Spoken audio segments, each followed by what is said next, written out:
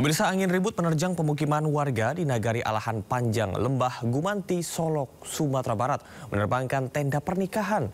Meski tidak ada korban jiwa, 4 unit rumah warga dilaporkan rusak berat.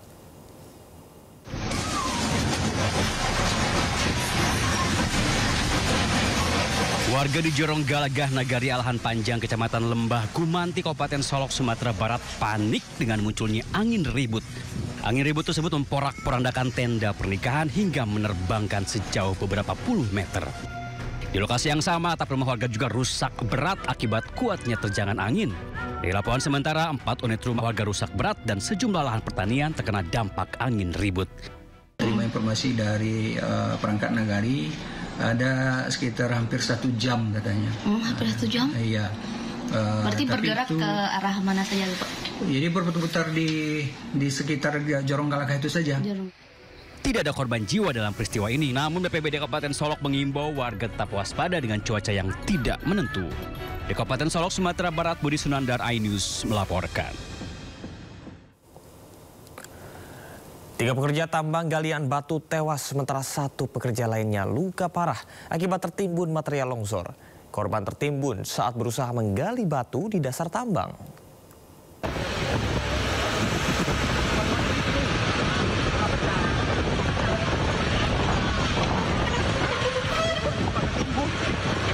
Pekerja tambang yang tewas tertimbun di lokasi tambang di Desa Marjanji, Aceh, Asan, Sumatera Utara langsung dievakuasi ke rumah sakit terdekat. Selanjutnya, warga dan pekerja lainnya berusaha mencari dan mengevakuasi korban lain yang masih tertimbun material longsor. Untuk menghindari jatuh korban akibat longsor susulan, lokasi tambang telah dipolis lain. Menurut Kepala Desa Marjanji, Aceh, 3 orang tewas dan 1 pekerja lainnya luka parah dalam insiden ini. Tahu saya galian padas lah, batu padas. Oh, batu padas. Kalau untuk korbannya ada berapa orang? Yang setahu saya 3 orang yang meninggal, 1 masih di rumah sakit, katanya dilihat di rumah sakit. Saat ini seluruh jenazah korban juga telah diserahkan ke pihak keluarga untuk dimakamkan. Dari Aceh, Sumatera Utara, Ulil Amri, iNews melaporkan. 8 unit rumah warga di Kota Makassar, Sulawesi Selatan ludes terbakar. Kebakaran hebat terjadi di pemukiman padat penduduk di Jalan Bajidaka, Kecamatan Mamajang, Kota Makassar, Sabtu dini hari. 8 rumah hangus terbakar, 1 diantaranya rumah kos yang dihuni oleh mahasiswa.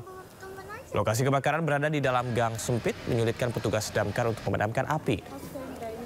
Beruntung tidak ada korban jiwa dalam kebakaran ini. Sementara itu penyebab kebakaran diduga akibat arus pendek listrik. Terbakar berapa banyak? Sementara ada 8 petak. 8 petak.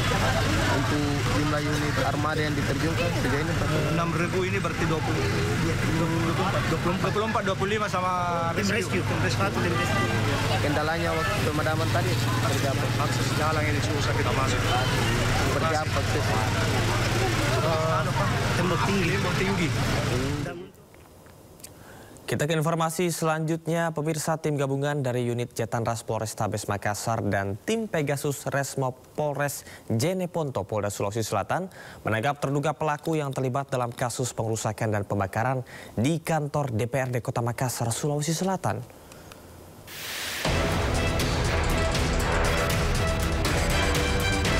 Remaja ini ditangkap oleh tim gabungan dari unit Jatanras Polrestabes Makassar dan tim Pegasus Resmob Polres Jeneponto Polda Sulawesi Selatan di Jalan Poros, Bantaeng, Bulukumba.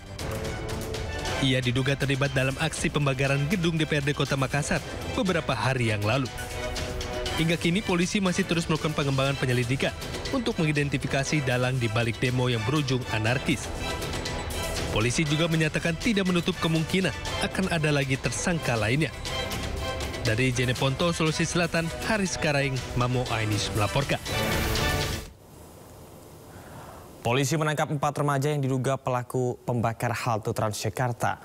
Miris, 2 dari 4 pelaku merupakan anggota aktif Karang Taruna, Kelurahan Mampang Perapatan.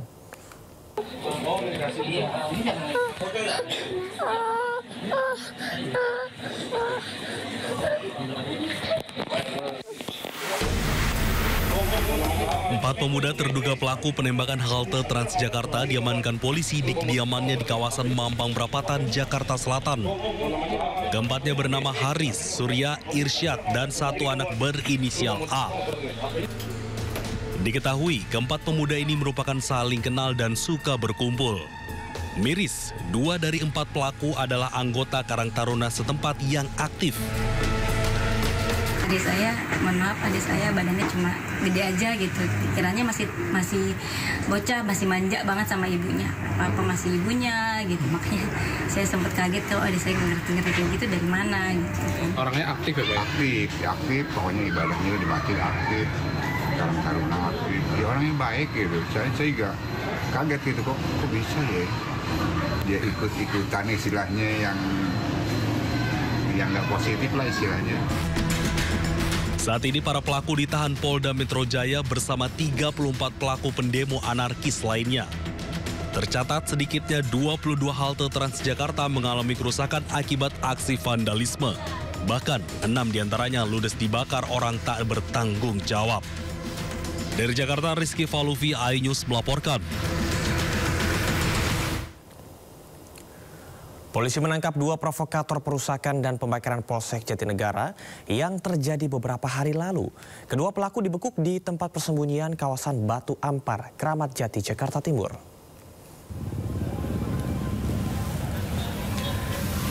Kedua pelaku langsung digelandang ke Satreskrim Polres Metro Jakarta Timur dan dimintai keterangan. Dari hasil penyidikan, kedua pelaku diketahui dari awal telah membawa bensin dengan niat membakar Polsek Jatinegara.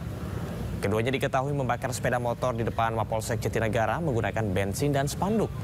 Sementara polisi masih memburu para pelaku lain yang juga terlibat dalam aksi pembakaran serta provokasi di Mapolsek Jatinegara.